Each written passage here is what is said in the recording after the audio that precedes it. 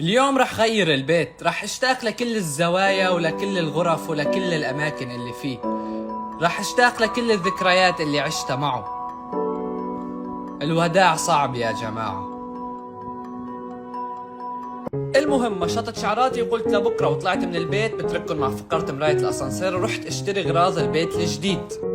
رحت على مكان اسمه أسواق الهدايا، كل شيء فيه من 1 إلى 20 درهم ما شاء الله. أخذنا عرباي، قلنا بناخذ عرباي أكبر وبلشنا نجيب أغراض. فأول شغلة طلعت قدامي هذا الملقط، يعني هذا مشان إذا قال لك الدكتور بعد عن الأرجيل بينفعك. بدينا بالمنظفات واشترينا كثير قصص بتخص التنظيف. اشتريت مماسح مشان امسح بكرامتها الأرض. بعدين لقيت هي اسمها فس، كل شوي بتعمل فس وبتطالع ريحة طيبة. وللي عنده هواية جمع الملاقط ففي كمية ملاقط كثير كبيرة. إذا حدا من أهلك وصاك تنزل على الدكان تجيب مبرشة إجرين فلا تستغرب. واشتريت طاقية بيلبسها الواحد لما يفوت يتحمم مشان ما ينزع شعره مي. هلا بيجي واحد بيقول لي طيب ما دام بدك تفوت تتحمم ليش بدك تنزع شعرك مي؟ ما دخلك. اشتريت غطا للبراد، ضل علي بس جيب البراد.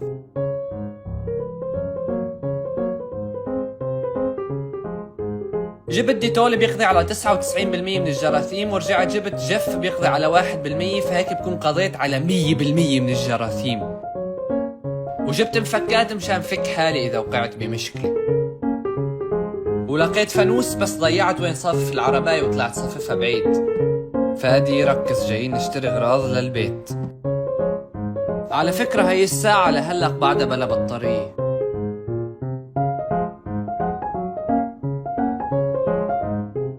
كان عندي كل هالعلاقات بس ضليتني متعلق فيكي، وانت كان عندك كل هالسكاكين وضليتك تجرحيني بكلامك.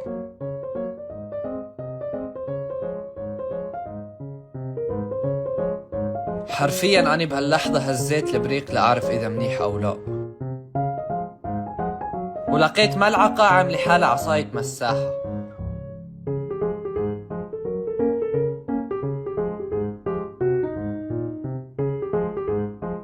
وقلت لازم اشتري مج مشان اشرب فيه نسكافيه، مش من هذول طبعا.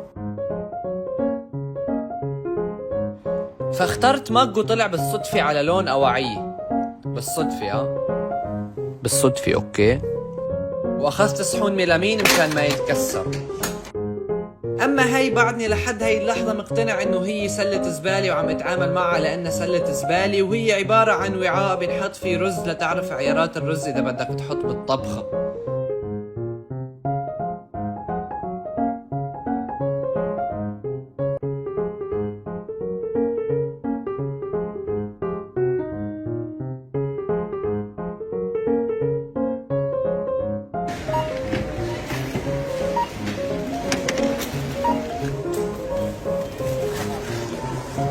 واني فالل تركت لهم شكوى بصندوق الشكاوى انه واحد من الموظفين اخر شيء اجى اخذ مني حق الغراض.